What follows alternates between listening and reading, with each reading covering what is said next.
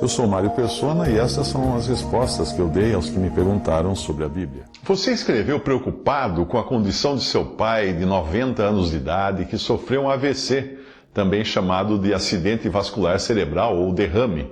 Segundo você, ele já não reconhece as pessoas, fala coisas sem nexo, tem surtos de agressividade, de violência e vive falando palavrões e coisas obscenas. E tudo isso depois de viver uma vida de dedicação ao Senhor e de grande intimidade com Deus. Então você pergunta, será que foi por água abaixo a unção recebida? Será que a enfermidade é mais forte que o poder do Espírito Santo em sua vida?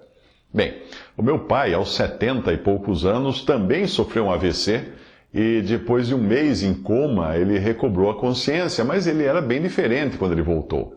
Nos primeiros meses, ele só chorava. E depois passou essa fase, mas ele tinha algumas alucinações, como memórias confusas, memórias absurdas. Mas aquilo tudo era resultado do defeito da interface do homem interior com o exterior. Essa interface, esse hardware, é o nosso cérebro, é o nosso corpo de carne, tão arruinado pelos efeitos do pecado. Mas o meu pai continuava tão salvo por Cristo como ele sempre foi, desde o dia em que creu em Cristo como Salvador, anos antes daquele incidente.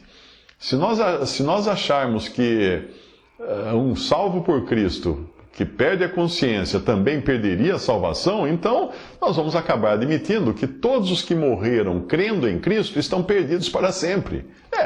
Porque os seus cérebros não só deixaram de funcionar perfeitamente ou passaram a funcionar mal, mas os seus cérebros pararam de funcionar completamente.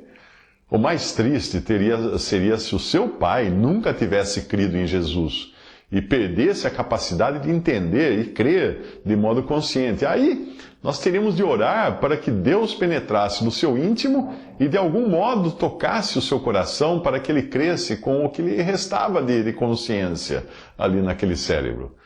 Geralmente a ideia de que alguém que sofre um AVC ou outro tipo de acidente cerebral e começa a se comportar de maneira imoral, agressiva e com palavras chulas, tem a ver com a salvação. Essa ideia de que isso acontece e a pessoa perde a salvação, isso vem de pessoas que acham que o perdão dos pecados e a salvação nós só recebemos se tivermos uma vida moral, pacífica, uma fala cheia de termos espirituais, mas não é assim. Não é assim. Nós somos salvos por sermos pecadores por natureza e não por sermos bons. E é Cristo quem nos mantém salvos até o final, independente de qualquer acidente ou transtorno cerebral que altere a nossa personalidade em função de distúrbios químicos que acontecem no cérebro. Eu ouvi um comentário uma vez sobre os dois discípulos desobedientes, os dois discípulos de Jesus, não é?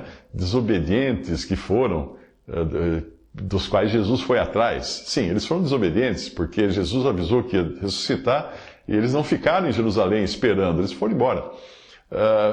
O Senhor foi atrás deles. Isso que é bonito. O Senhor ressuscitado foi atrás deles para fazer com que os seus corações ardessem diante de tudo que sobre ele havia nas Escrituras e principalmente do seu sofrimento e morte. Coisas que ele foi explicando depois de se colocar ao lado daqueles dois discípulos que empenharam viagem a Emaús.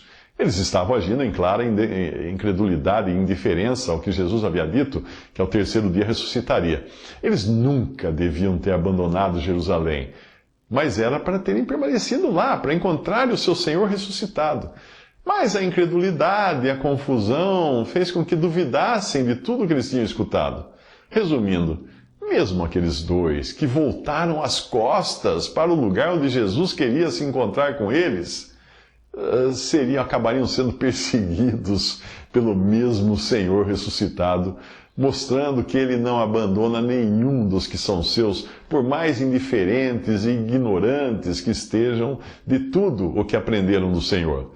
Esse é o Senhor que falou por intermédio do profeta Oséias as seguintes palavras: atraí-os com cordas humanas, com laços de amor, e fui para eles como os que tiram o jugo de sobre as suas queixadas, e lhes dei mantimento. Oséias, capítulo 11, versículo 4. Então, Não se preocupe, porque onde quer que o seu pai esteja na sua mente, não é? Até mesmo em toda essa confusão mental por causa da doença, o Senhor está com ele. Muito em breve, quando nós nos encontrarmos com o Senhor Jesus, com o nosso corpo transformado à semelhança do seu corpo glorioso, todos os resquícios do pecado nesse corpo mortal serão desfeitos, e então já não precisaremos de um cérebro de carne corrompida para nos relacionarmos com o nosso Salvador. Visite respondi.com.br. Adquira os livros ou baixe e-books. Visite 3minutos.net. Baixe o aplicativo